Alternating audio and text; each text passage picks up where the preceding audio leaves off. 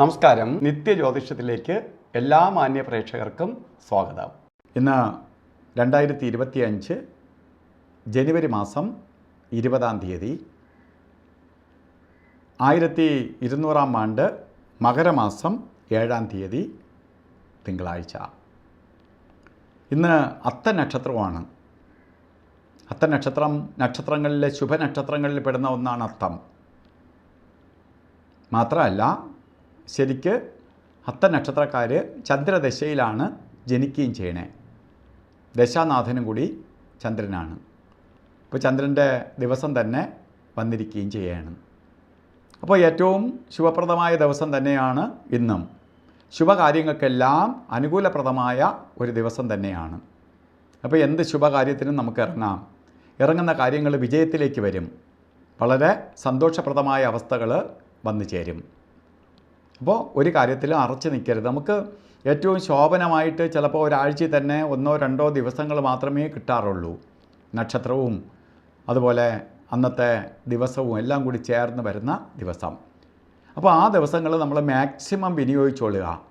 എന്തൊക്കെ കാര്യങ്ങൾ ചെയ്യാൻ പറ്റുമോ അന്ന് മാറ്റിവെക്കാതെ കാര്യങ്ങൾ ചെയ്യുക. നാളെ ചെയ്യേണ്ടത് ഇന്നും കൂടി അങ്ങ് ചെയ്ത് തീർത്തോളുക. കാരണം ചെയ്യുന്നതിന് റിസൾട്ട് കിട്ടും. അതുപോലെ അത്ത നക്ഷത്രം മകരമാസത്തിലെ അത്ത നക്ഷത്രത്തിൽ ജനിച്ചവർക്ക് ഒരു വർഷത്തെ ഫലത്തെ ചിന്തിക്കുമ്പോൾ വളരെ ഭാഗ്യദായകമായ ഒരു വർഷമായിരിക്കും നിങ്ങൾക്ക്. അപ്പോൾ നമുക്ക് വളരെ ഗുണഫലത്തെ കൊടുക്കുന്ന ഒരു വർഷമാണ്. പ്രത്യേകിച്ച് സാമ്പത്തിക നേട്ടം വന്നു ചേരും. വീട് വയ്ക്കാൻ ആഗ്രഹിക്കുന്നവർക്ക് വീട് വയ്ക്കാൻ സാധിക്കും. വീട് തുടങ്ങി കംപ്ലീറ്റ് ചെയ്യാൻ പറ്റാതെ വിഷമിച്ചിരിക്കുന്നവർക്ക് വീട് പൂർത്തിയാക്കാൻ പറ്റും. അതുപോലെ വാഹനം വാങ്ങാനായിട്ട് അനുകൂലപ്രദമായ ഒരു വർഷമാണ്.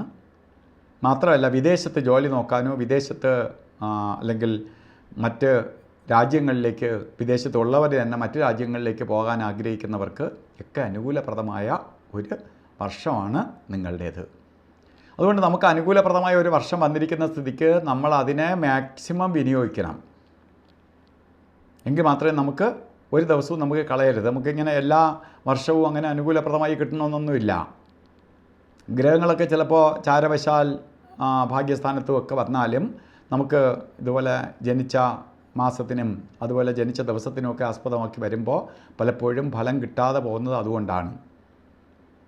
അപ്പോൾ അതിന് അനുകൂലപ്രദമായ ഒരു വർഷമായതുകൊണ്ട് നിങ്ങൾ അതിനു വേണ്ടി നല്ല പോലെ ശ്രമിക്കണം. ശ്രമഫലം ഉണ്ടാവും. അതുപോലെ ഇന്ന് നല്ല ദിവസമാണ്. ഓരോ കാര്യത്തിന് പോകുമ്പോൾ രാവുകാലത്തിന് പ്രാധാന്യം കൊടുത്തുകൊണ്ട് വേണം യാത്ര തിരിക്കാൻ. 8:17 രാവുകാലം ആരംഭിക്കുന്നത്. 9:43 വരെ 8:17 ആരംഭിക്കണേ. സാധാരണ 7:30 മണി മുതൽ രാവുകാലം എന്ന് പറയുന്നത് ഇവിടെ 3/4 മണിക്കൂറിലേറെ വ്യത്യാസമുണ്ട് രാവുകാല സമയത്തിൽ. അപ്പോൾ രാവുകാലത്തിന് മുമ്പോ രാവുകാലത്തിന് ശേഷമോ ഏതെങ്കിലും ശുഭകാര്യങ്ങൾക്ക് ഇറങ്ങണം. ഒന്നാമത് ഇന്ന് ഒരാഴ്ചയുടെ ആരംഭമാണ്.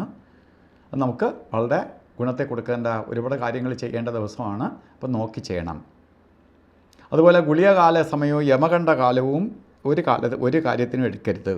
ഗുളികകാല സമയം 2:02 തൊട്ട് 3:28 വരെയും യമകണ്ഠകാല സമയം 11:09 തൊട്ട് 12:36 വരെയും.